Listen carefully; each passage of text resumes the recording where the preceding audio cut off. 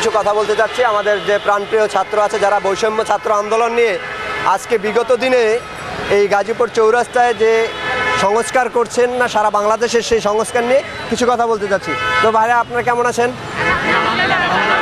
আলহামদুলিল্লাহ। কতটা আনন্দ উপলব্ধ পাচ্ছেন? আসলে আমরা হচ্ছে স্টুডেন্টরা এখানে আছি, আপাতত প্রশাসন আসছে ঠিক আছে, কিন্তু ওরা হচ্ছে এখনো কাজে যোগ দেয় নাই।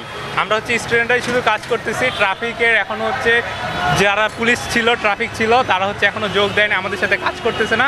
তারা বিভিন্ন এখানে এসে হচ্ছে বিভিন্ন স্থানে অবস্থান করে দাঁড়ায় থাকতেছে, গল্প করতেছে, বসে থাকতেছে, এভাবে সময়। আপনারা কি তাদের মুখোমুখি হয়েছেন? তাকে জিজ্ঞেস করছেন যে আপনারা এই কাজগুলো কেন করতেছেন, আমাদের সহযোগিতা অথবা আপনাদের সহযোগিতায় আমরা? হ্যাঁ, আমরা হচ্ছে কথা বলছি, তাদের সাথে কথা বলা হয়েছে যে আমরা তো দেশের প্রশাসন না, আমরা দেশের ছাত্র সংস্কার এবং দেশ সংস্কারের জন্য ছাত্র সমন্বয় হয়ে আমরা কাজ করতেছি। সেক্ষেত্রে আপনাদের যে দায়িত্বটাকে, যে নৈতিক দায়িত্ব অথবা আপনার আইন অনুযায়ী যে দায়িত্ব, সেটা আপনারা কেন পালন করতেছেন না?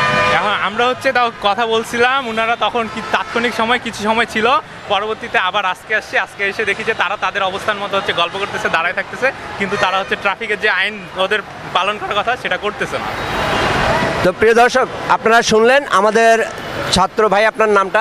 আমার নাম মোহাম্মদ শাহিন হোসেন টিটু। কোন কলেজ? আমি হচ্ছে জব প্রিপারেশনে আছি, ডিপ্লোমা কমপ্লিট করছি 2021 সালে। আচ্ছা, আপনি?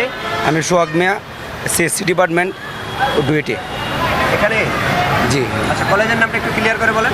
Dhaka university of engineering technology. Sister, আপনার নাম?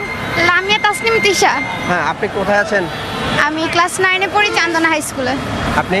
আমি নওশিন তাবাসসুম সামান্তা, আমি ক্লাস 9-এ পড়ি চান্দনা স্কুলে। চান্দনা স্কুলে। হ্যাঁ। ওকে, থ্যাংক ইউ। প্রিয় দর্শক, আপনারা একটু তাকান যে এটা হলো গাজীপুর চৌরাস্তার প্রাণকেন্দ্র। দেখতেছেন যে একেবারে জ্যামজরে লেগে আছে সমস্ত পরিবেশ।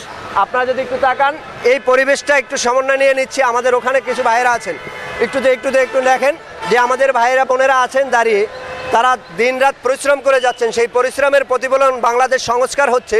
সেই সংস্কারের মাত্রায় আজকে প্রশাসন যেহেতু আসছেন, তারা একটি নিয়ে তাদের সমন্বয় সংগঠিত হয়ে যেন আমরা কাজটা করতে পারি। সেই সুবাদেই আমাদের আগামীর বাংলাদেশ এবং চেতনার বাংলাদেশ, নতুন বাংলাদেশের সম্ভাবনায় আমি সোহেল রহমান, প্রাণের বাংলাদেশ, গাজীপুর।